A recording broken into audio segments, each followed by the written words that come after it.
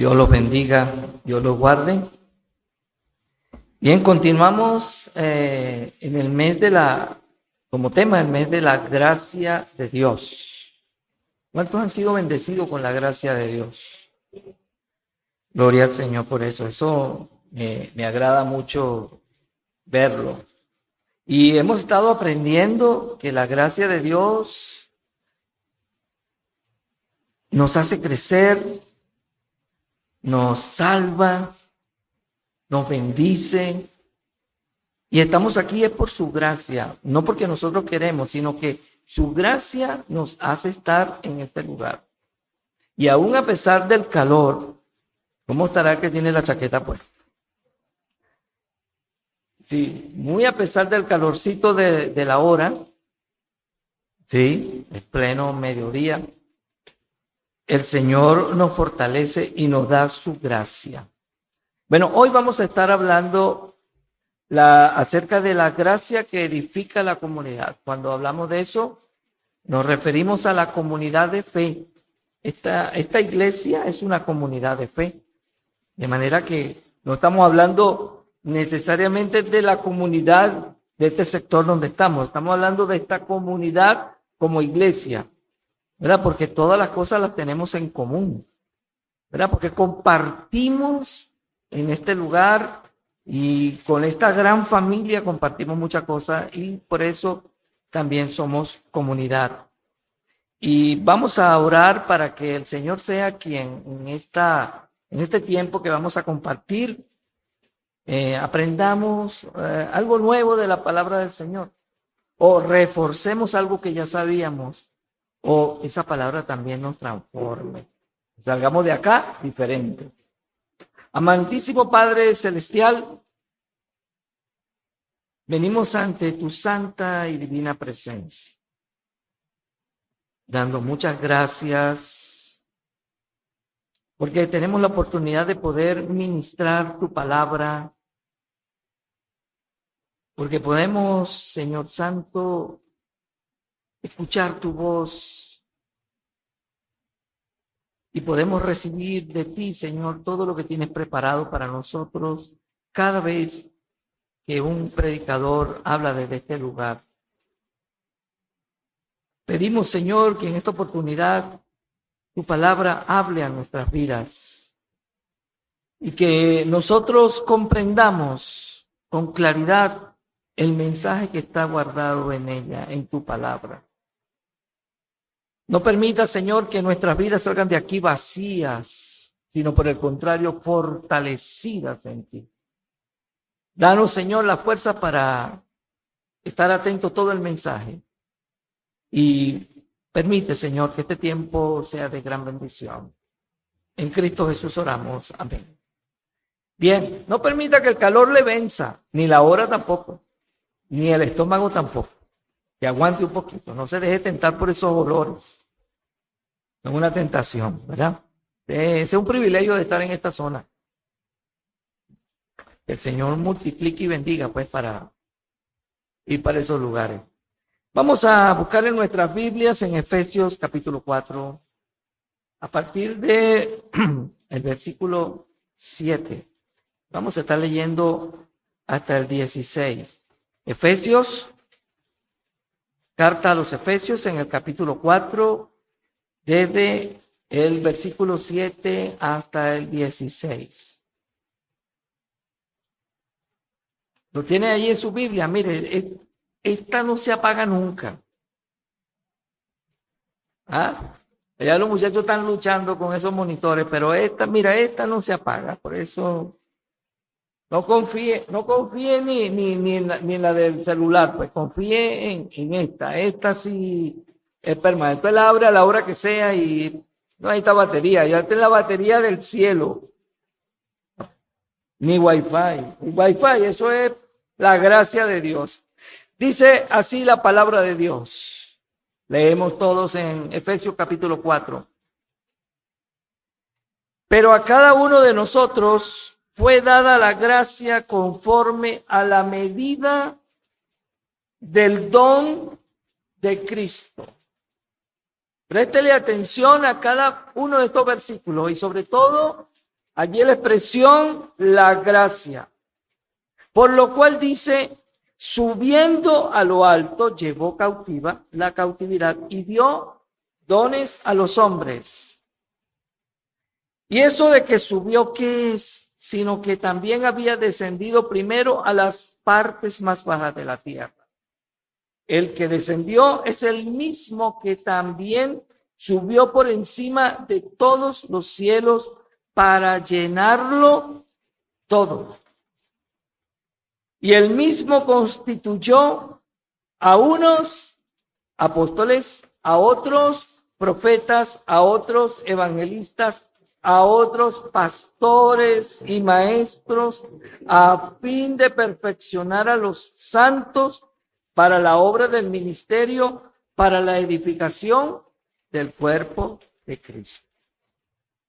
Hasta que todos lleguemos a la unidad de la fe y del conocimiento del Hijo de Dios, a un varón perfecto, a la medida de la estatura de la plenitud de Cristo, para que ya no seamos niños fluctuantes, llevados por doquiera de todo viento de doctrina, por estratagema de hombres que para engañar emplean con astucia las artimañas del error, sino que siguiendo la verdad en amor, crezcamos en todo aquel que es la cabeza, esto es Cristo, de quien todo el cuerpo bien concertado y unido entre sí por todas las coyunturas que se ayudan mutuamente según la actividad propia de cada miembro, recibe su crecimiento para ir edificándose en amor. Amén.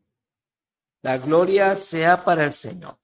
Bueno, esta carta, esta epístola a los Efesios es una de las 4 epístolas conocidas como cartas de la prisión.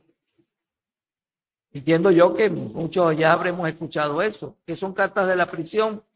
Bueno, Pablo, el apóstol, cuando estuvo en Roma, en una de sus prisiones en Roma, él escribió cartas a distintas iglesias. Está la carta a los Efesios, está la carta a Colosense, está la carta a los Filipenses y está la carta a Filemón. Esta se les conoce como carta escrita desde la prisión en Roma.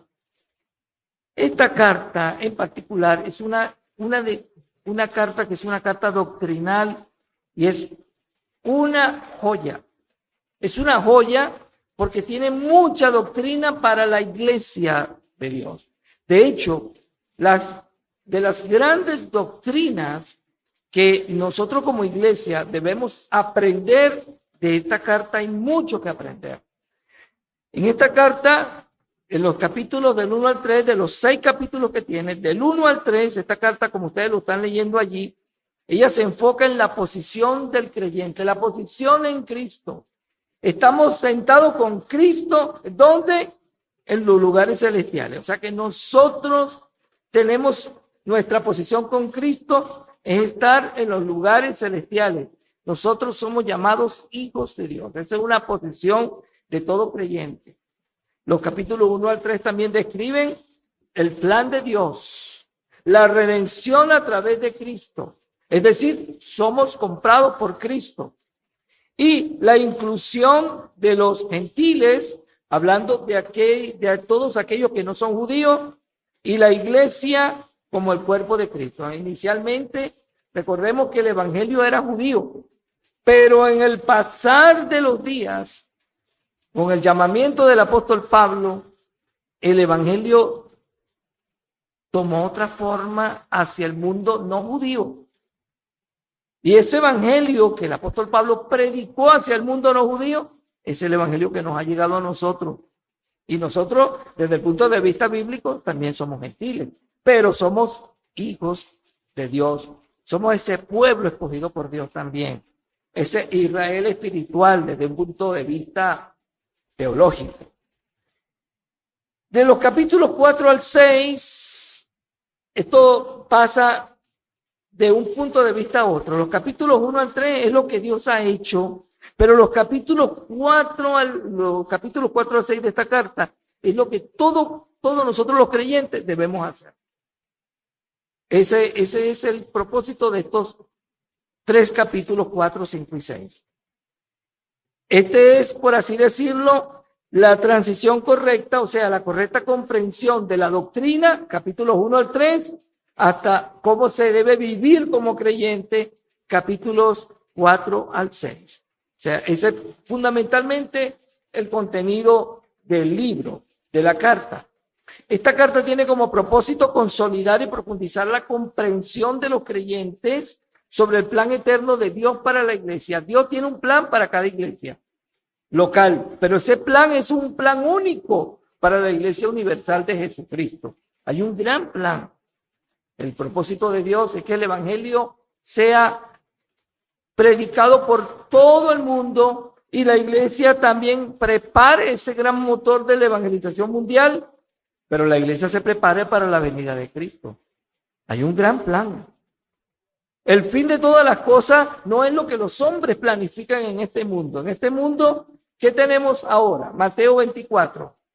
Y oiréis de guerra y rumores de guerra y se levantará nación contra nación. No, eso no es lo que estamos hoy escuchando por todas partes. Ese no es el fin de todas las cosas, es el fin que quieren los hombres. Pero Cristo tiene un fin todavía más sublime para todo el mundo, para este mundo. Primero la iglesia se va con Cristo. ¿Cuántos se van con Cristo? Ah, bueno, el que no levantó su mano se va con otro.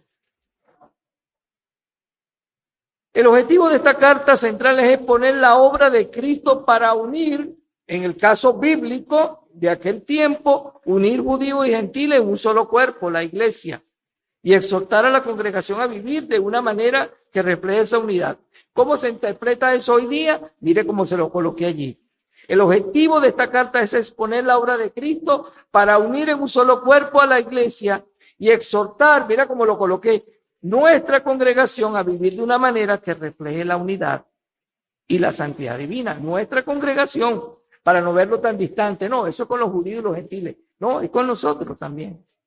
Así como también, ¿verdad? Creemos que la palabra de Dios es unir en un solo cuerpo esta palabra a la iglesia y exhortar a nuestra congregación a vivir de una manera que refleje esa unidad y santidad divina. Dios quiere que esta iglesia sea una iglesia unida y que viva de una manera que refleje esa unidad. Y usted sabe, una de las cosas por las cuales el enemigo de nuestras almas se cuela en la iglesia para que la iglesia no viva unida, sino por el contrario, se mantenga fuera de la unidad. Y una de las cosas que más hace Satanás es generar este pensamiento. No me provoca ir a la iglesia. Ay, que ya hay muchos hermanos peleones. No, es que hay gente problemática. No, es que hay gente con la que yo no me la llevo bien. Y empieza la gente que hace en la casa y a desanimarse. ¿Y usted cree que ese pensamiento viene de una mente llena de Dios? No, ese pensamiento viene de una persona que se descuida en la palabra de Dios y el enemigo de nuestras almas le hace creer que es su ánimo, ¿no? Es él, no usted. Pero usted cree que es usted.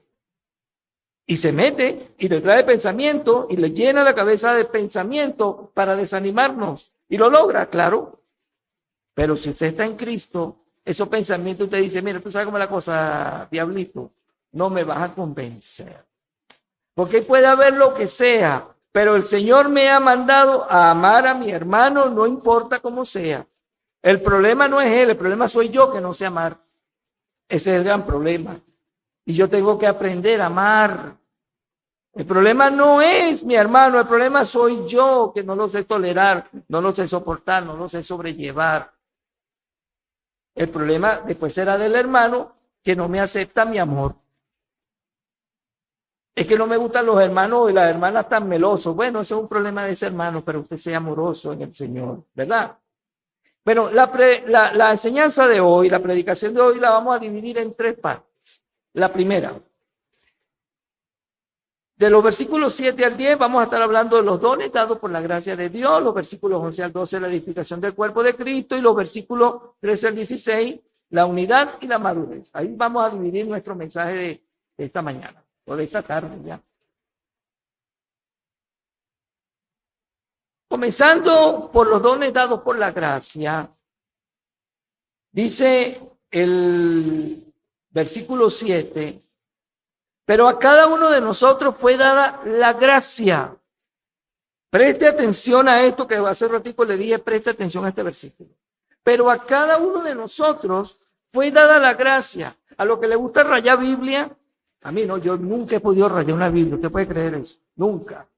Yo rayo papelito, pero hay hermanos que dicen, no, yo tampoco. Pero hay hermanos que le encanta, mira, le pasa lo que sea, menos el caucho del carro, pero marca.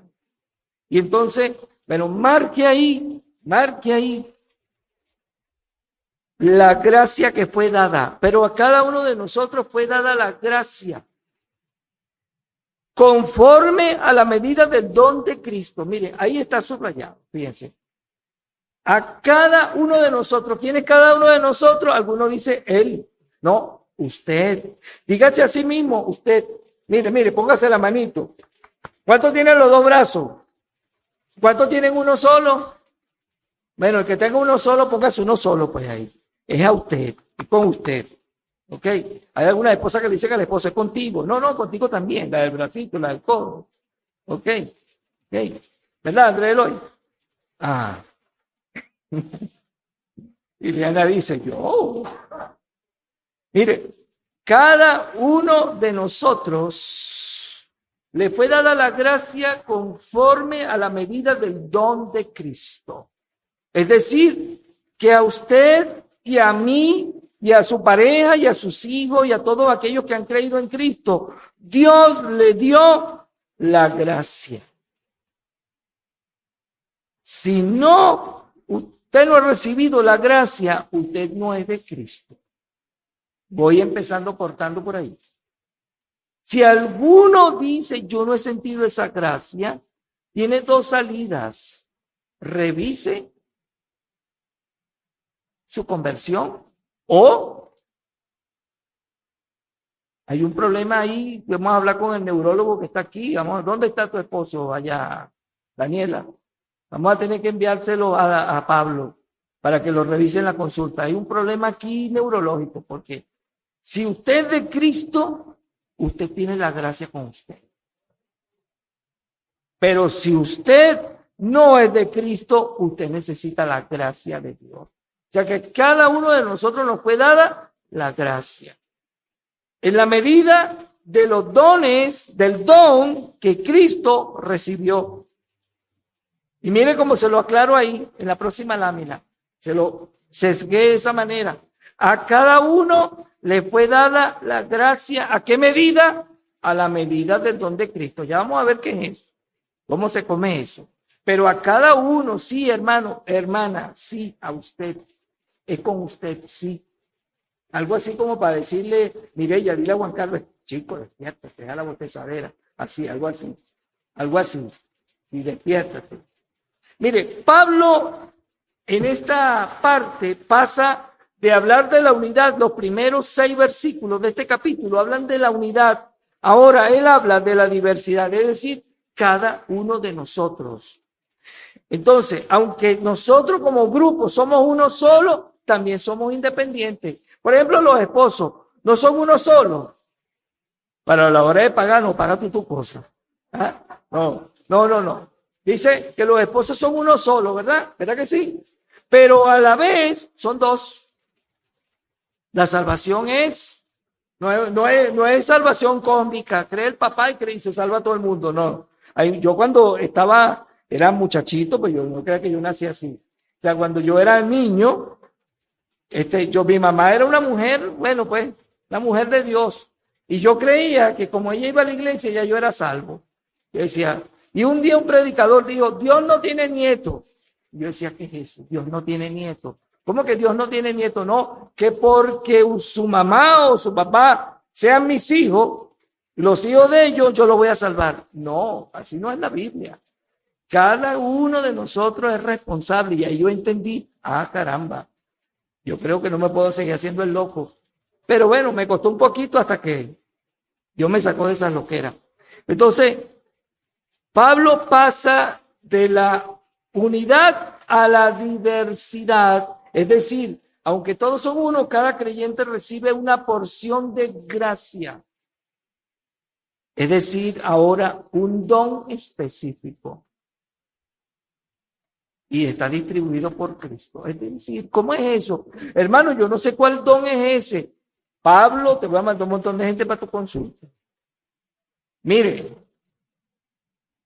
cada uno de nosotros tiene un don dado por Cristo. Así es, así es. Y vamos a hacer como esos predicadores famosos. Dígale al hermano que está a su lado, tú tienes un don. Oye, mira, la cosa funciona, mira. La cosa funciona. ¿Ah? Tú tienes un don, de verdad, tú tienes un don. O sea, no estoy hablando con don Juan, estoy hablando de un don de Dios.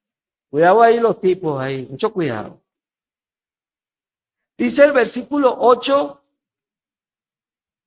mucho riéndose, por lo cual dice, subiendo a lo alto, llevó cautiva la cautividad y dio dones a los hombres.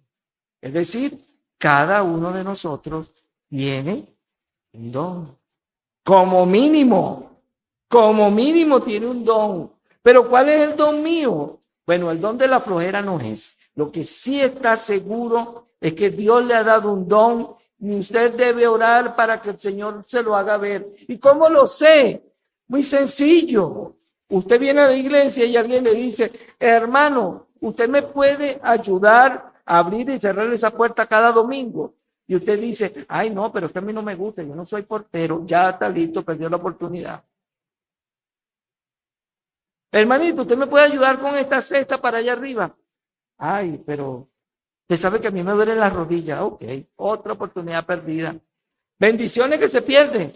Hermanito, ¿usted me puede sostener esta Biblia? ¿Me la puede ayudar a llevar para allá? Ay, hermanito, usted sabe que yo tengo artritis en las manos, yo no puedo con eso. Otra oportunidad más que Dios. Y así cuando viene a ver, nunca va a descubrir sus dones. Porque ¿sabe dónde se descubren los dones? Actuando, no sentado allí, esperando que le llegue un letrero del cielo que te diga, tu don es el don de quedarte sentado ahí. O sea, el don del tornillo, atornillado. No, ese no existe, hermano. Ese don no. Mira, 1 Corintios 12, Romanos 12 y Efesios 4, ahí están los dones de la palabra de Dios. Y en ninguno está el don de la flojera ni la tacañería. En ninguno. Esos dos dones no existen en la iglesia. El don del tacaño y el don del tornillo. Esos no están ahí. Lo digo por si acaso. Porque algunos dicen, no, el Señor dijo, tengo que conservar mi dinero. Mire, cuando la palabra dice que él subió a lo alto y llevó cautivo la cautividad, el apóstol Pablo tomó del Salmo 68 en su primera parte, un salmo bellísimo de victoria, tomó en la sección A de ese salmo, en el versículo 18, subiste a lo alto, cautivaste la cautividad, y el salmo dice textualmente, tomaste dones para los hombres. Es decir, Dios en ese salmo tomó de los hombres dones para sí, de ellos. Pero el apóstol Pablo hizo un cambio allí. Él reinterpretó el salmo y en lugar de colocar la palabra tomar, sustituyó por dar. O sea, tomó ese salmo para decir Cristo venció la muerte con poder y no tomó nada para sí, sino que dio a todos los hombres del poder que Dios le dio. Usted sabe que usted, los dones que tiene, que operan en usted, son los dones que operan con el poder de la resurrección de Cristo. ¿Lo sabía usted? El mismo poder que resucitó a Cristo de la muerte es el mismo poder que Dios le dio para que usted opere los dones. De modo que no hay manera para usted esconder eso. ¿Sí? Aunque eso le pueda causar gracia y digo, ¿y quién me va a utilizar a mí? ¿Dónde me va a utilizar? Si usted le dice a Dios lo que le tiene que decir, Señor, úsame con poder, el Señor lo va a usar con poder. Pero poder es una cosa y lucirse es otra. Usarle con poder no es que todo el mundo sepa que tiene el don de la grandeza, no. El don que debe aparecer es el don de la humildad y la humillación. Porque usar con poder es que usted va a servir a Dios para la honra y la gloria de Él en lo que sea. Pero los dones se van manifestando poco a poco. Entonces, la palabra dice, y dio dones a los hombres, haciendo énfasis en el poder de Cristo vencedor. Y dice, y eso de que subió, ¿qué es? Sino que también había descendido primero a las partes más bajas de la tierra. El que descendió es el mismo que también subió por encima de todos los cielos para llenarlo todo. Qué bonita esta palabra y son como poesía. Pero estas palabras tienen una connotación eterna que nos dicen lo siguiente. Cuando dice que descendió y que subió, no es nada más y nada menos que la autoridad de Cristo sobre todas las cosas. Desde el infierno hasta el cielo, Cristo tiene autoridad sobre todo. Pues por eso dice que Él bajó y Él subió, porque todo es de Él. Él tiene autoridad sobre la vida y la muerte. Nada escapa de Cristo. Nada. El mismo Satanás tiene que doblar rodillas delante de su presencia. Por tanto, usted como hijo o hija de Dios no tiene nada que temer ante el poder de Satanás. Usted tiene a Cristo. Y toda rodilla se doblará ante el Señor. Y dice que habiendo pasado por la humillación y luego por la exaltación, Él ahora tiene el poder de distribuir dones para llenarlo todo. ¿Y sabe qué significa llenarlo todo? Que en la iglesia de Cristo, todo lo que se necesite hacer, se va a hacer con los hijos y las hijas de Dios, porque todos tienen los dones suficientes y necesarios para que la iglesia crezca y avance, y siga avanzando, y siga avanzando, y siga creciendo. Pero ¿sabe algo, hermano? Porque las iglesias no crecen, se van apagando, porque los cristianos van olvidando que los dones los da Cristo y que los dones se deben mantener vivos. Usted sabe que una iglesia que no conoce sus dones, una iglesia que no trabaja, una iglesia solamente de visitantes, de espectadores, una iglesia que no crece. Crecerá en finanzas, pero en la obra de Dios, en el avance de la obra, en la evangelización, en la obra del discipulado, no crece nada. Y a la larga se empieza a apagar porque el poder de Dios no se manifiesta. Una iglesia donde el poder de Dios se manifiesta, una iglesia que crece. Pero ¿a través de quién se maneja? Se puede ver el poder de Dios. A través de los siervos de Dios con sus dones, hermanos. Usted sabe que es una iglesia poderosa porque los hijos y las hijas de Dios están trabajando allí de una manera poderosa. Donde la gente está sentada solamente viendo o expectando. Viene como el que viene al cine cada domingo. Esa iglesia no crece. ¿Sabe por qué? Porque es una iglesia donde 3 o 4 hacen la obra. El resto se sirven de esos 3 o 4. Allí no. Ese no es el propósito de la iglesia. Para nada. Hay un error conceptual. Un error totalmente conceptual del hecho de cómo funciona una iglesia. Muchas veces se dice, ¿cuánto quieren trabajar en la iglesia? 3 o 4 levantan la mano. Y el resto, bueno, si, Señor, si ellos van, ¿para qué voy a ir yo? No, yo no hago falta ahí. O algunos dicen, heme aquí, Señor, envíalo a Él. ¿Ah? Algunos son más astutos, ¿no? ¿Cuántos quieren servir a Dios? Yo quiero, heme aquí, Señor, pero envíalo a Él. A mí no, ahorita no. Gracias, Señor. Mire, el término llenar todo sugiere completar o perfeccionar su plan universal a través de la iglesia. Cristo tiene un plan para la iglesia y para el mundo. Y ese lo va a lograr con la iglesia. No importa si es esta u otra, pero Él lo va a lograr. Pero si usted quiere formar parte de la voluntad de Dios, el propósito de Dios en su vida, que tanto lo mencionamos, pues sepa que el propósito de Dios no es que usted venga a oír predicaciones, es que usted haga la obra que Dios le ha puesto a hacer en su corazón. Y que usted sabe que Dios le está llamando, pero que nos hemos hecho el de la vista gorda. ¿Sí? Nosotros sabemos que Dios nos ha estado llamando desde ese tiempo. Miren, la diversidad de dones no es un obstáculo para la unidad. Es decir, no, como hay muchos hermanos que son maestros, ¿para qué yo voy a ser maestro? Eso es mentira. Se necesita más maestros. ¿Cuántos maestros hay en esta iglesia? Yo quiero ver las manos levantadas de los maestros. Pero déjenlas levantadas, no la escondan rápido porque no quieren que le pidan plata. Nadie le va a pedir plata, tranquilo. Para ver. Mire, aquí falta gente, aquí faltan maestros. Tanto, ¿sí? ¿Saben qué sería lo ideal? Que haya un maestro por lo menos por 5 personas. Y aquí hay maestros que tienen 20 personas en una clase. Lo ideal sería un maestro para 5 personas. Eso sería lo ideal. Bueno, si alguno está con la cuestión esa de numérica del 12, bueno, uno para cada 12, pues está bien, se pongan bravos. Pero lo ideal es eso, uno para 5 personas o 6. Y aquí hay maestros que tienen clases que tienen 20 personas. Entonces, ¿qué quiere decir? ¿Faltarían cuántos? Si esa fuera la proporción, 3 maestros. Entonces, si usted ve que el Señor le está llamando a prepararse para la enseñanza bíblica, no se niegue, prepárese. Aquí hacen falta diáconos, ujieres. Aquí se hacen actividades donde muchas veces no tenemos gente que quien busca, que está buscando el mismo para esta repetida. Ay, siempre vemos al hermano haciendo lo mismo. Claro, no lo van a ver si no hay más nadie. Tienen que verlo.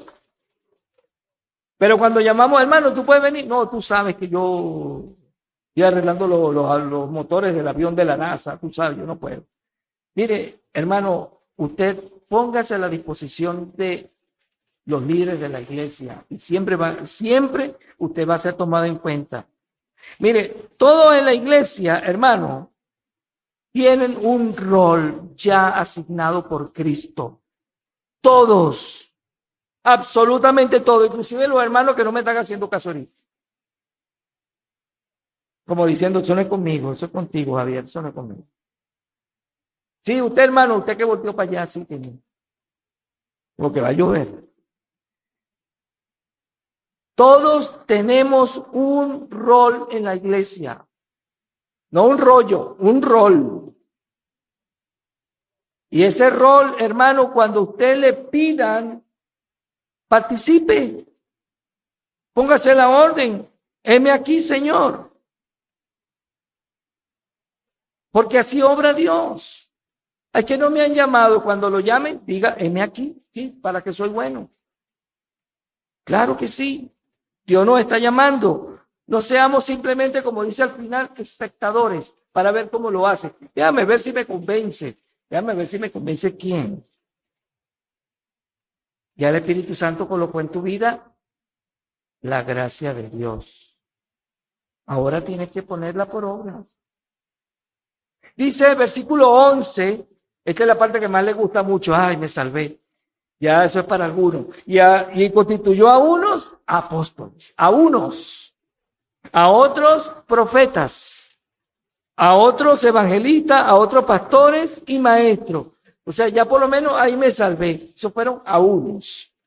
Pero resulta que yo le dije 1 Corintios 12, Romanos 12. Bueno, se vayan por ahí, se van a asustar de la cantidad de dones que hay. Aquí solamente tenemos 4 o 5, no más de ellos. Pero estos dones, fíjense que los subrayamos, y el mismo Cristo constituyó a unos apóstoles, a otros profetas, a otros evangelistas, a otros pastores y maestros. Lo constituyó el mismo Señor Jesucristo. No son dones dados por Cristo. Cristo da dones especiales. ¿Para qué? Para el liderazgo. Alguien tiene que dirigir. Y para la enseñanza también a personas específicas. O sea, no todos pueden ser líderes de la iglesia y no todos pueden ser maestros, todos no. Si todos son maestros, ¿quién es el estudiante? Bueno, obviamente entendemos que no todos pueden ser maestros, no todos pueden ser los líderes, no todos. Y eso es un problema, Porque algunos, yo he estado inclusive en lugares donde dicen, ay, qué privilegio, qué chévere, que tú sí puedes ser líder. No, pero es que no todo. Yo en estos días creo que conversaba con mi esposa, no sé. Hermano, aquí chiquito, cuando usted me ve, yo tengo ya 40 años preparándome. 40 años. Saque la cuenta. Hermano, usted traga años. No, tengo 40 años preparándome. El Señor desde que me llamó, preparándome en la obra. Y uno saca la cuenta y dice, caramba. Sí, pero 40 años no parado aquí. 40 años pasando por muchísimas cosas que uno se le olvida y ni cuenta. Pero es un llamamiento que Dios le da a uno y lo va llevando por el camino. 40 años de formación, de pasar alto y bajo, de muchas cosas en la vida. Que como creyente, cuando Dios nos hace un llamado, también Dios usa toda la experiencia de vida para que ese llamamiento se cumpla completo. Y usted no sabe todas las cosas que ha pasado, por qué las ha pasado, si el llamamiento de Dios ha requerido eso. Llegó el momento que ahora eso sea usado. Usted no lo sabe. No lo sabe.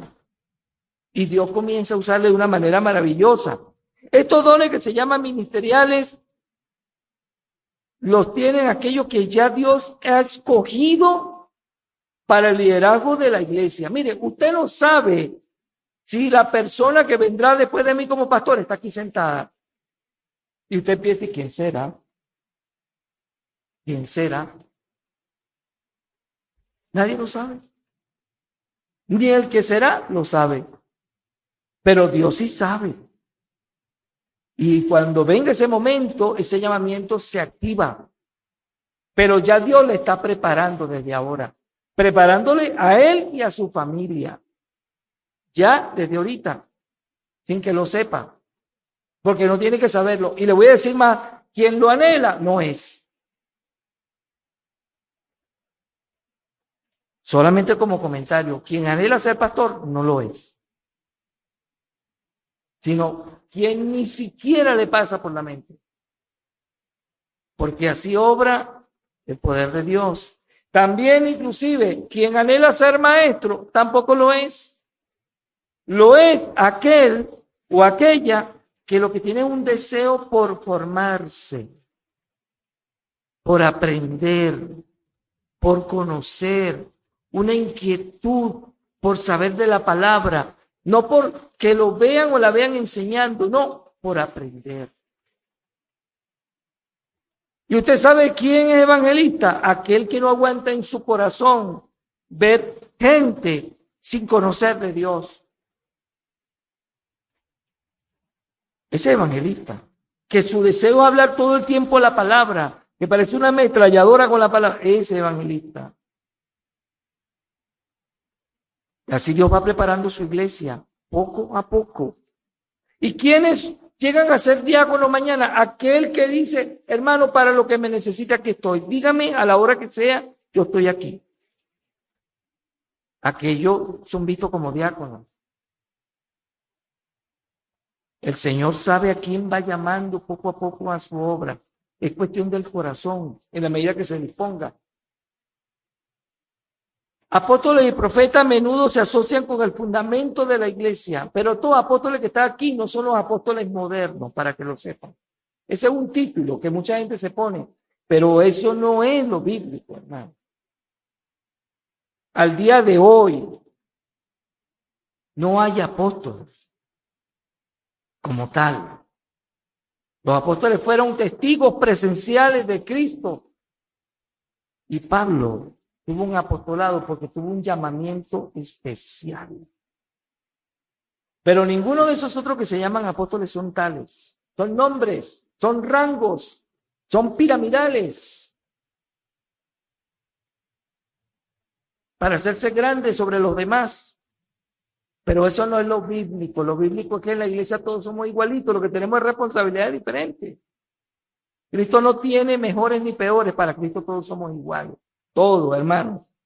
Mire, los evangelistas, como ya lo había dicho, son los itinerantes que proclaman el evangelio. Y los pastores, bueno, todo pastor tiene que ser un maestro. de la palabra. Eso es una característica de los pastores, pues tienen que ser maestros, necesario. Normalmente un pastor es un buen maestro, debe serlo, porque es un llamamiento y tiene los dones para hacerlo. Eso es importante. Y no es una sola función, tiene varias funciones los pastores. Pero créanme que eso no necesariamente es un privilegio. Eso verdaderamente es una gran responsabilidad. No se puede ver como privilegio, sino como responsabilidad. Muy, muy delicado. Ahora, ¿cuál es el fin? Versículo 12, de que este liderazgo esté allí. ¿Para qué está este liderazgo? No vayan a creer que es para privilegio. El propósito del liderazgo de una iglesia es de perfeccionar a los santos para la obra del ministerio, para la edificación del cuerpo de Cristo. Los líderes no están en la iglesia como adorno para decir que son líderes, para chapear a la gente, yo soy el tal cosa. No, señor. Si algún líder de la iglesia, aún de esta, ha chapeado a alguien, está cometiendo un pecado delante de Dios. Porque el liderazgo no es para chapear. Si alguno en la iglesia ha tenido que decir, yo soy el pastor de esta iglesia, se calla, usted no es el pastor. Porque la gracia de Dios está con usted. Pero cuando hay orgullo en el corazón, usted tiene que chapear. Pero Dios no necesita que usted chapee. Dios quiere gente humilde.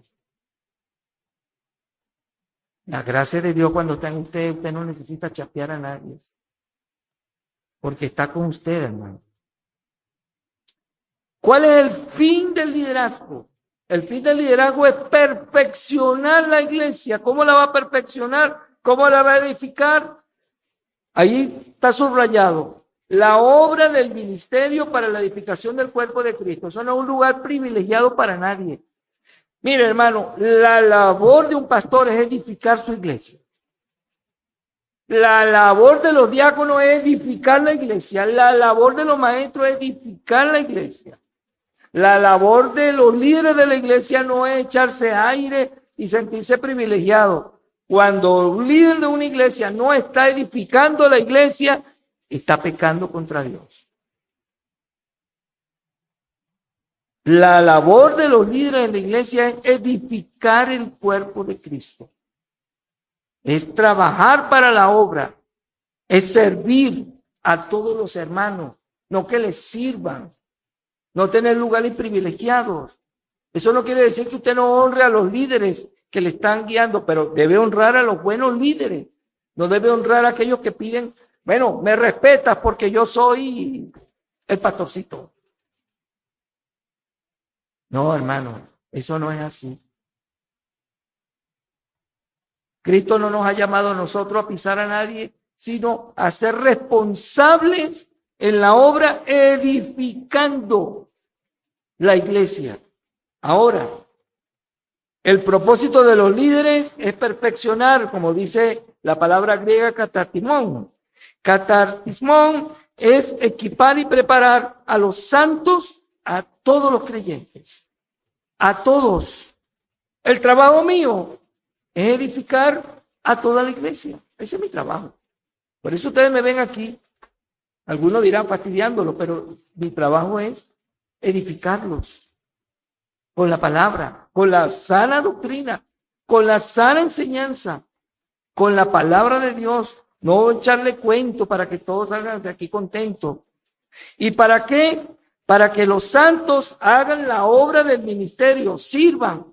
El trabajo de edificarle, hermano, es para que usted aprenda a servir. No para que venga a visitar la iglesia, para que usted aprenda a servir en la iglesia. Para que usted también se multiplique en otros.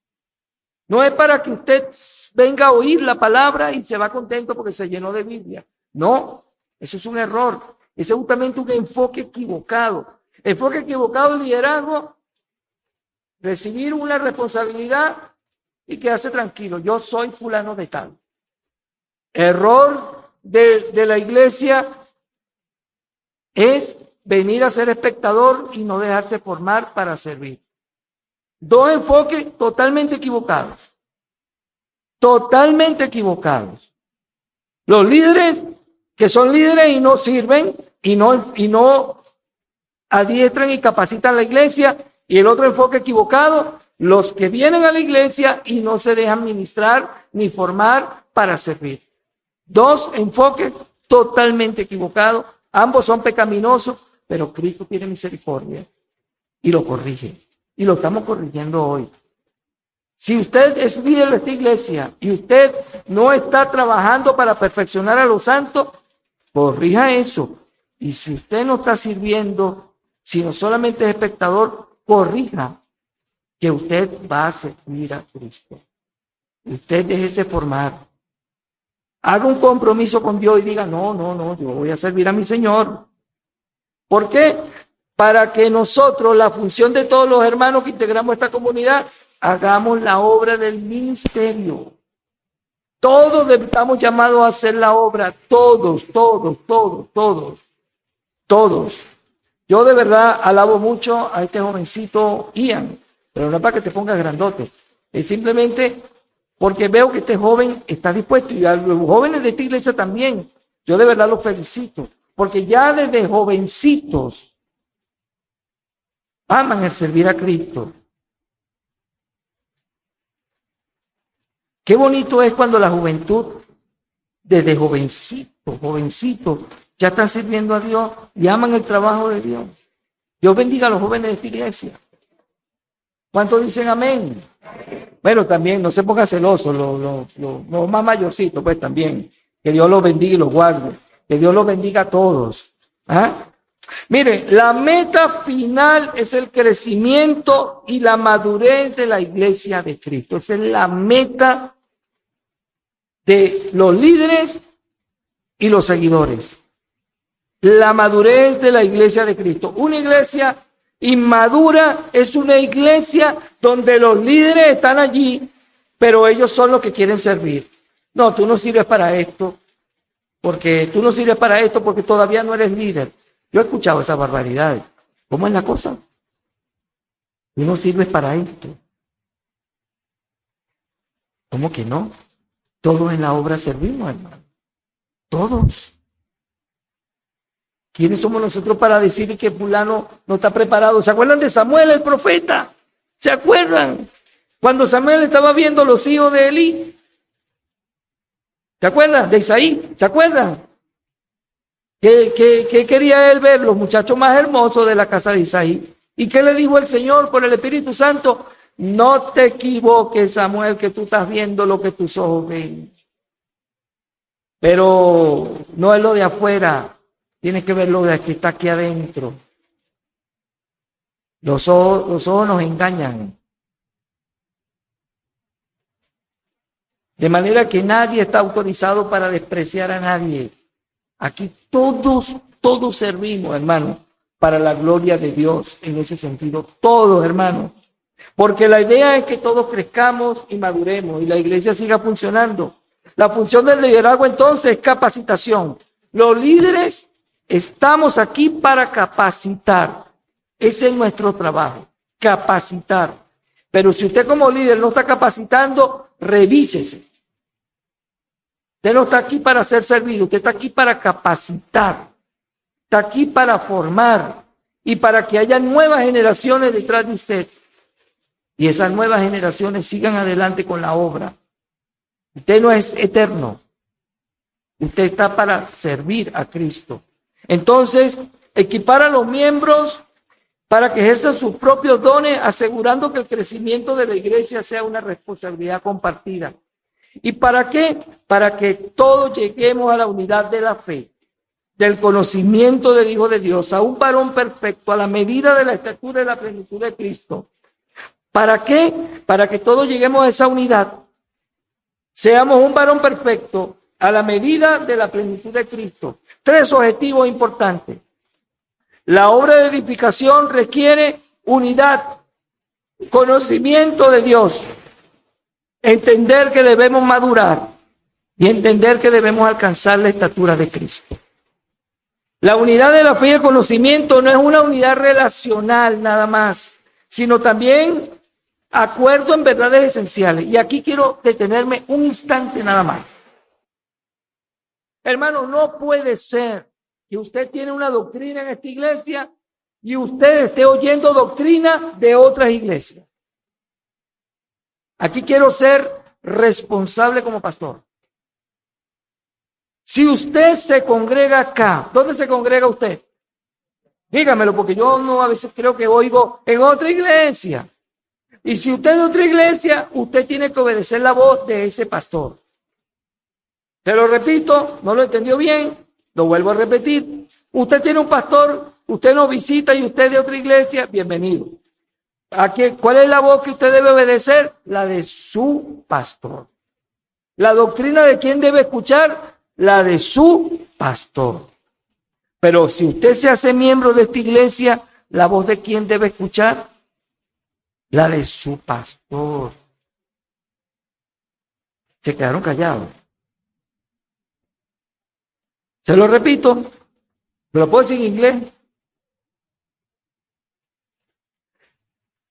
La voz de quién debe escuchar usted en esta iglesia. La de su pastor. Entonces, ¿qué hace usted metido en otras iglesias?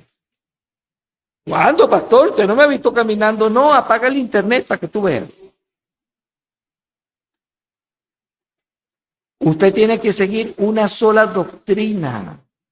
¿Cómo va a haber unidad en la doctrina si usted tiene un sancocho de doctrina? ¿Usted sabe cómo se hace un sancocho? Un cruzado. ¿Ah? Carne, pollo, hasta pescado. Imagínense que la carne, el pollo y el pescado son tres doctrinas distintas y usted se la va a tomar. ¿A qué le sabe eso?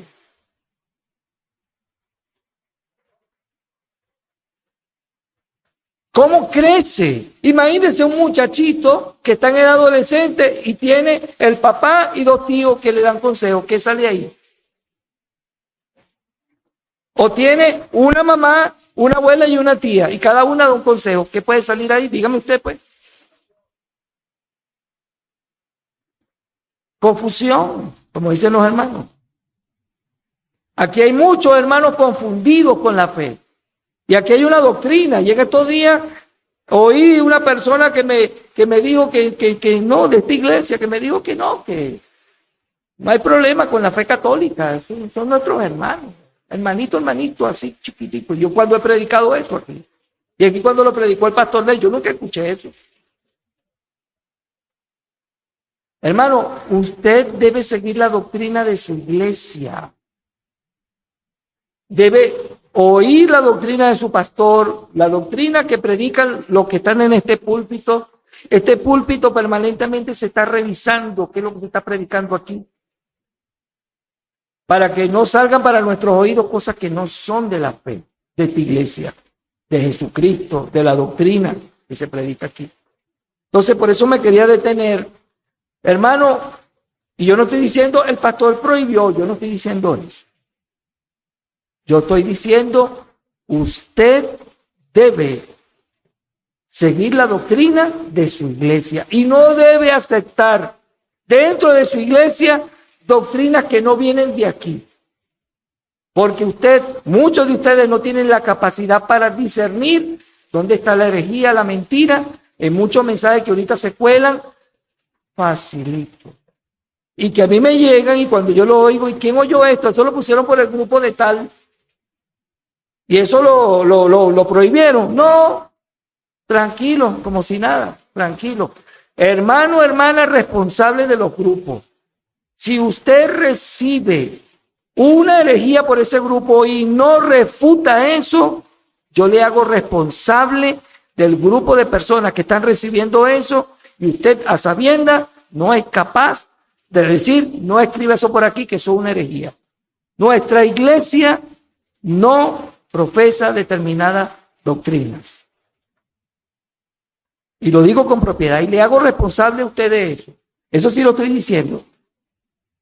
Le hago responsable de equivocar a muchos por no refutar eso. Porque sé que por los grupos esas cosas se están colando y los que manejan esos grupos tranquilos, tan panchos, como aquí no pasa nada. Hasta cosa católica. católica. ¿Cuándo aquí profesamos eso, hermano? Tenga cuidado, sea sabio, tenga autoridad. Y le hago responsable a usted porque yo no puedo estar en todos los grupos.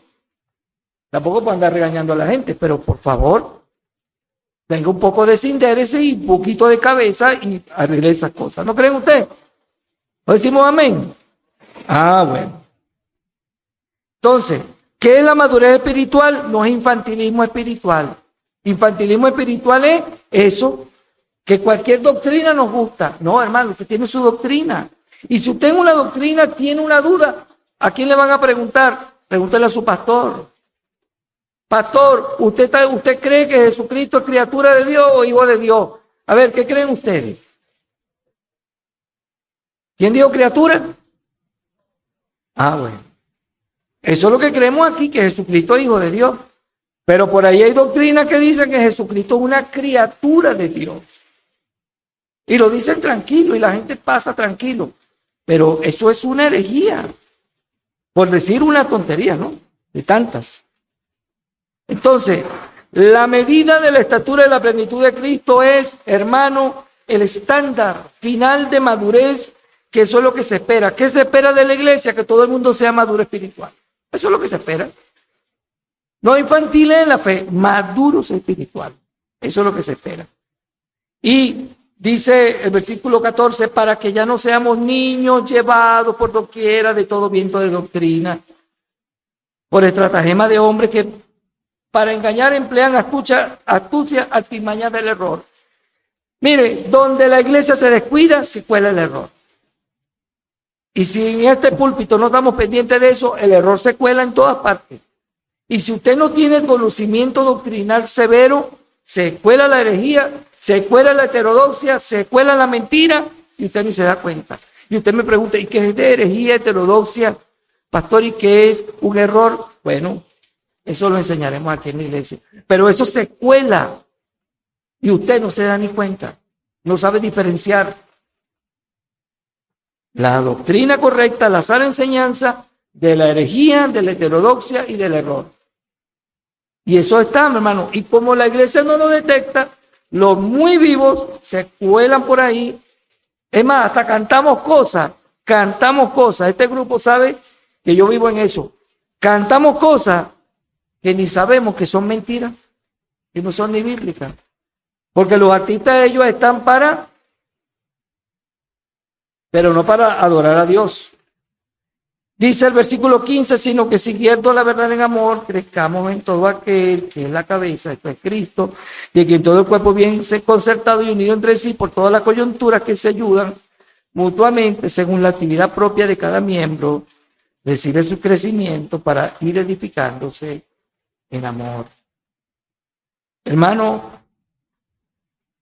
¿cuál es el peligro que nos anuncia el versículo 14?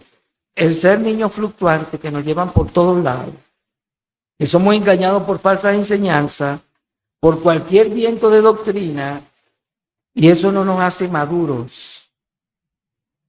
La madurez en Cristo se alcanza cuando tenemos una doctrina sólida, que sabemos cuál es nuestra doctrina. Allí tenemos un credo. Nosotros tenemos la palabra de Dios. Usamos una sola versión bíblica para tener claridad en la enseñanza. Y eso nos ayuda a buscar la manera de ser sólidos en la doctrina. El versículo 15 nos dice cuál es el camino de la madurez. ¿Cuál? Siguiendo la verdad en amor. Eso es importante. La verdad en amor. ¿Cuál es el amor? El amor de Dios. Y esto significa que hablar la verdad, practicar la verdad y ser genuino, pero siempre del contexto del amor. Crecer significa acercarse a Cristo, a la cabeza. Siempre todo cristocéntrico. ¿Y cuál va a ser el resultado de todo esto, hermano? La imagen de Cristo formada en nosotros. Todo este proceso para que Cristo esté formado en nosotros. Entonces, ya resumiendo, el crecimiento orgánico se da en la iglesia cuando el cuerpo está bien concertado y unido. ¿Cuál? Todos los hermanos unidos, conectados a través de la misma doctrina, teniendo claridad en los dones, y cuando cada miembro funciona correctamente. El crecimiento de la iglesia es colectivo, y está impulsado por el funcionamiento amoroso y adecuado de cada una de sus partes, siendo la meta final ser edificados en amor. Porque para Dios nosotros somos como un edificio donde cada uno es un ladrillo bien sólido y bien puesto. Pero el trabajo del enemigo es sacarnos de ese edificio. La verdad sin amor es dura y estéril, el amor sin verdad es débil y sin forma. La madurez exige un equilibrio entre fidelidad doctrinal y la práctica relacional. Una misma doctrina y todos unidos en amor. El crecimiento de la iglesia depende de cada creyente, que cada creyente use su don y no solo los líderes. O sea, no podemos dejar que la iglesia solamente funcione los líderes. Los líderes no deben acostumbrarse a que ellos son los únicos que funcionan y a nadie le enseñan, y tampoco los de la iglesia deben pensar que pueden funcionar sin un liderazgo. Ninguna de las dos cosas está bien. Ya como resumen, el capítulo 4 nos habla de la unidad del 1 al 6, del 7 al 16, lo que hemos estado hablando, la dinámica del crecimiento, todo centrado en la preeminencia de Cristo como cabeza, que equipa su cuerpo para la madurez. Que Dios me lo bendiga, hermano, que Dios me lo guarde. Que el Señor permita que esta iglesia sea una iglesia que crezca en el amor de Dios. Que nosotros no seamos ignorantes de estas verdades, que no las ignoremos, que las atesoremos, hermano. Vamos a orar para que sea siempre el Señor el que nos guíe, que nos hable, que nos ayude a madurar como iglesia. Ya vamos a cumplir 60 años y no es una edad de adolescente, es una edad de gente madura. Y si bien es cierto que hay mucha gente joven, deben también ver a los mayores de esta iglesia maduros en Cristo para que copien ese modelo.